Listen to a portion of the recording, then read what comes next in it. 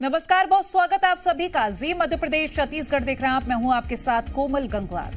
मध्य प्रदेश और छत्तीसगढ़ लोकसभा चुनाव में कांग्रेस की करारी हार के बाद अब नेताओं की झींक सामने आ रही है। प्रदेश कांग्रेस कमेटी में समीक्षा का दौर जारी है।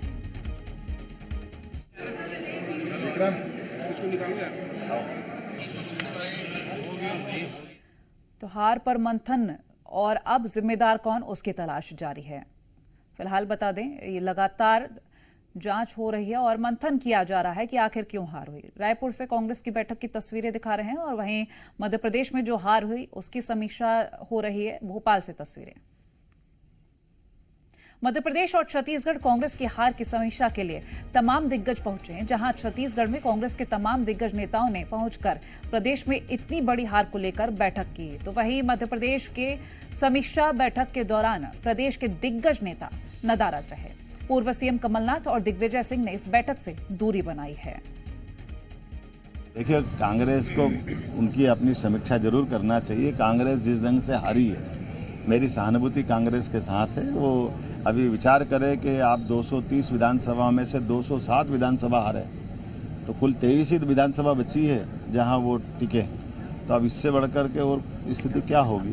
तो स्वाभाविक रूप से लोकतंत्र में केवल एक ही पार्टी जिंदा रहे ऐसा नहीं है। कांग्रेस को भी अपनी समीक्षा करना चाहिए और मैं समझ सकता हूं कि कांग्रेस को इससे पूरा करने के लिए अभी काफ़ी टाइम लगेगा। भाजपा ने अपने कार्यकर्ताओं के साथ जनता का अभी उनका मामला है, अब उस पर हम लोग चिंता करें। हम लोग को तो अपना देखना है। छत्तीसगढ़ की जनता ने हम लोग को सरकार में बैठाया है, तो उनके विश्वास में हम लोग खरा उतरें, उनकी जो समस्याएं हैं उनका समाधान कर पाएं, जो उनकी आवश्यकता है उसकी पूर्ति कर पाएं। इस पर हम लोग की चिंता है। अब कांग्रेस तो ऐसा है कि वो डूबती हुई नैया है। और कांग्रेस के इन बैठकों को लेकर दोनों राज्यों के पीसीसी चीफ जीतू पटवारी और दीपक बैज का भी बयान सामने आया है। हमारी जो पार्टी की चल रही है वही चल रही है और सारे सीनियर नेता दिन भर चले। क्या बार बार कल ये बैठक में निकल कर आया कि बहुत सारे नेता पार्टी चलते चुनाव के बीच छोड़ के चले गए। जो कारण आया वो बताना भी चाहिए। और अभी तो मैंने कल भी कहा था कि डायग्नोस नहीं होगी बीमारी तो दूर कैसे होगी। तो जो सच है, जो सही है, उसी पे काम। बिल्कुल लगातार माननीय वीरप्पा मोइली जी और हरीश चौधरी जी की टीम छत्तीसगढ़ आज तीसरे दिन है और लगभग 7 लोकसभा रायपुर में 2, रायपुर और महासमुंद, और कल बिलासपुर में 5 लोकसभा की समीक्षा होने के बाद आज कांकेर जा रहे हैं, जहां पर बस्तर लोकसभा और कांकेर लोकसभा की समीक्षा होना है। और इसके बाद कल फिर 2 लोकसभा दुर्ग और राजनांदगांव, हमारे लिए पूरी 11 लोकसभा की समीक्षा होगी। और हमारे सहयोगी सत्यप्रकाश लाइव जुड़ गए हैं रायपुर से। सत्यप्रकाश, कांग्रेस लगातार मंथन कर रही है, जो जोरदार हार मिली है, क्योंकि हम बात करें अगर मध्य प्रदेश की तो मध्य प्रदेश में तो सारी ही सीटें चली गई और यहाँ छत्तीसगढ़ में सिर्फ 1 सीट हाथ लगी। ऐसे में मंथन चल रहा है और कहीं ना कहीं कई सवाल भी खड़े हो रहे हैं। बीजेपी तो हमलावर है ही।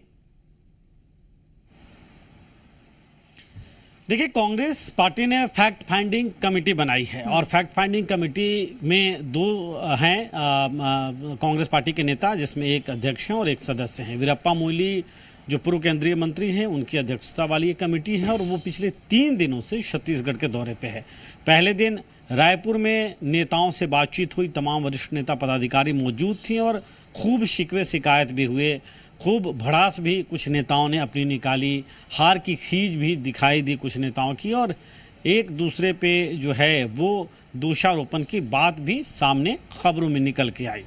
हालांकि कांग्रेस पार्टी इसे डिनाई करती रही, लेकिन दूसरे दिन की जब बैठक बिलासपुर में हुई तब भी कमोबेश इस तरह की बातें सामने निकल के आई और आज तीसरे दिन की बैठक कांकेर में और कांकेर में भी चूंकि वरिष्ठ जो तमाम नेता हैं बहुत कम मार्जिन से कांग्रेस पार्टी हारी है, तो वहां भी इस बीच में वरिष्ठ नेताओं के साथ समीक्षा और बातचीत की आखिर क्या वजह रही हो रही है। अब 4-5 दिन का जो ये दौरा है फैक्ट फाइंडिंग कमेटी की, उसके बाद फिर से रायपुर में एक बैठक होगी और केंद्रीय हाईकमान को उसके बाद दिल्ली जाने के बाद इस कमेटी के जो अध्यक्ष हैं वीरप्पा मोइली, वो अपनी रिपोर्ट सौंपेंगे कि आखिर हार की वजह क्या रही।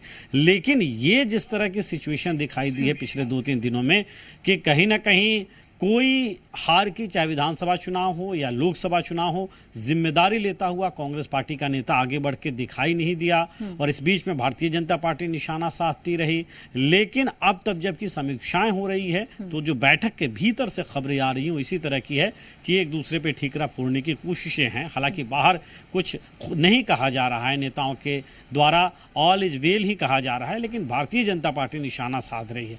दूसरी ओर अगर हम कहे जाए तो अब आने वाले कुछ दिनों में ये पता चल जाएगा कि आखिरकार जो ये कमेटी बनी है उसकी रिपोर्ट पे कार्रवाई क्या हुई, क्योंकि ये मानकर चला जा रहा है कि आने वाले कुछ दिनों में प्रदेश संगठन में बड़े स्तर के बदलाव हो सकते हैं। निश्चित तौर पर शुक्रिया सत्यप्रकाश, ये जानकारी हमसे साझा करने के लिए।